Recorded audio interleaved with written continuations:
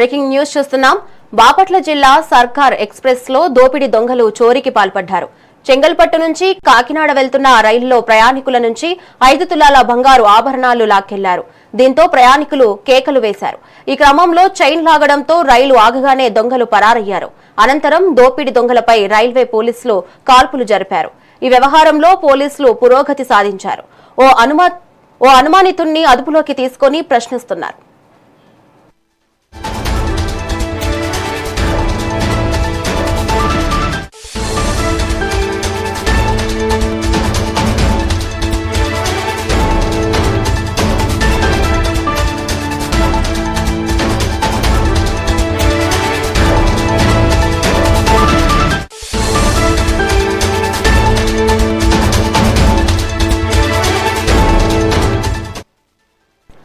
అర్ధరాత్రి దాటాక 1 గంటలకు సమయంలో బాపట్ల శివారు నల్లమడ వాగు రైల్వే వంతెన సమీపంలో ఈ ఘటన చోటు చేసుకుంది. S3, S6 బోగీల్లో నిద్రిస్తున్న 2 మహిళల నుంచి 7 సవరాల బంగారు ఆభరణాలు దొంగలించారు. ఇక దొంగలు రైలు దిగి పొలాల మీదుగా బాపట్ల గుంటూరు రోడ్డు వైపు పారిపోతూ ఉండగా ఎస్కార్డ్ విధుల్లో ఉన్న రైల్వే పోలీసులు 9 రౌండ్లు కాల్పులు జరిపారు. దుండగుల కోసం అప్పికట్లు, బత్తిపూడి పొలాల్లో గాలిస్తున్నారు. ఈ ఘటనలో 6 దుండగులు పాల్గొన్నట్లు పోలీసులు తెలిపారు. మరి దీనిపై మరింత సమాచారం మా ప్రతినిధి స్వామి అందిస్తారు. స్వామి, చెప్పండి.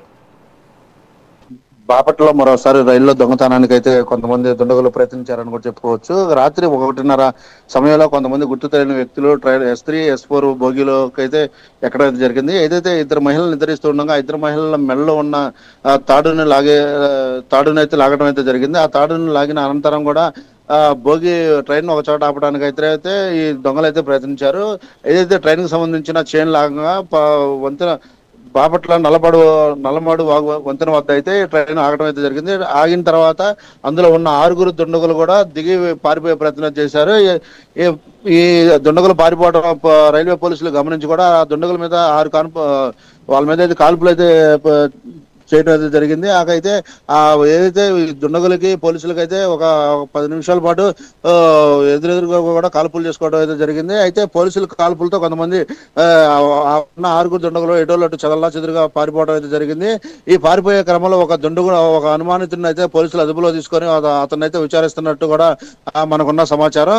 ఏదైతే గత ఒక 3 నెలల నుంచి కూడా వరుసగా బాపట్ల పరిధిలోనే వరుస రైలు దొంగతనాలు అయితే ఎక్కువగా జరుగుతున్నాయని కూడా చెప్పుకోవచ్చు.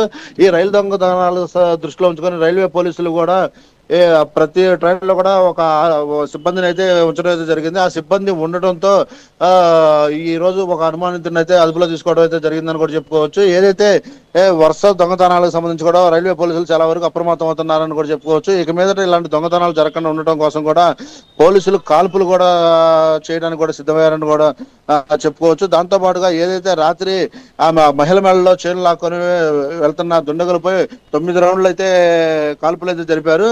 దుండగుల కోసం అప్పటికప్పుడు బంతిపూడి పొలాల్లో అక్కడ చుట్టుపక్కల ఉన్న పొలాలను కూడా గాలిచ్చారని కూడా చెప్పుకోవచ్చు. వెంటనే జిల్లా ఎస్పీ ఉమామహేశ్వరరావు కూడా గ్రామీణ పోలీసులకు అప్రమత్తం చేశారు. అప్రమత్తం చేసిన ఈ ఘటనలో మొత్తం సుమారుగా 6 అయితే ఈ దొంగతనాలకి పాల్పడ్డారని కూడా పోలీసులు అయితే గుర్తించడం జరిగింది. ఈ 6 సంబంధించి ఎక్కడి నుంచి ఏందనే కోణంలో కూడా ఎవరైతే అనుమానితుడు ఉన్నాడో అతన్ని అయితే అదుపులో తీసుకొని విచారిస్తున్నారని కూడా చెప్పుకోవచ్చు. గత 2-3 నెలల్లో కూడా వరుసన ఈ దొంగతనాలు జరగడం కూడా కాస్త రైల్లో ప్రయాణం చేయాలన్నా కూడా ప్రయాణికులు చాలా వరకు భయపడుతున్నారని కూడా చెప్పుకోవచ్చు.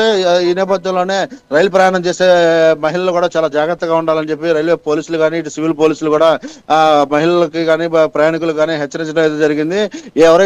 ఎవరైతే అనుమానంగా అనిపిస్తున్నారో అనుమానం ఉన్న వ్యక్తి ఏమన్నా రైల్వే పోలీసులకు సమాచారం ఇవ్వాలని కూడా రైల్వే పోలీసులు ఇప్పటికే ప్రయాణికులకు అయితే సూచించడం అయితే జరిగింది.